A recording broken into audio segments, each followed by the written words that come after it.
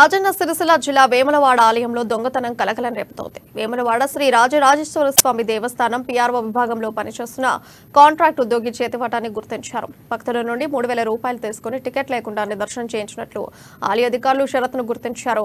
సిబ్బందిపై ఆలయ అధికారులు చర్యలు తీసుకున్నారు. అయితే ఆలయ అధికారుల అండదండలతోనే దొంగ చేతివాటాను ప్రదర్శించినట్లు తెలుస్తోంది.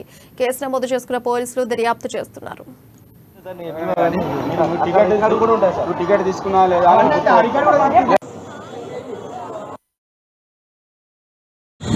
గుళ్ళో ఉన్న ఆఫీస్ అధికారులు కావచ్చు వాళ్ళు కావచ్చు ఏంటంటే డబ్బులు డిమాండ్ చేసి తీసుకుంటున్నారు. సో ఇలా జరుగుతుంది. టికెట్ ఇచ్చిందా? అభిషేకం టికెట్ ఇవ్వలేదు డైరెక్ట్ గా అంటే అభిషేకం అన్నారు. ఎంత తీసుకున్నారు? 3,000 తీసుకున్నారు. 3,000 రూపాయలు తీసుకున్నారు.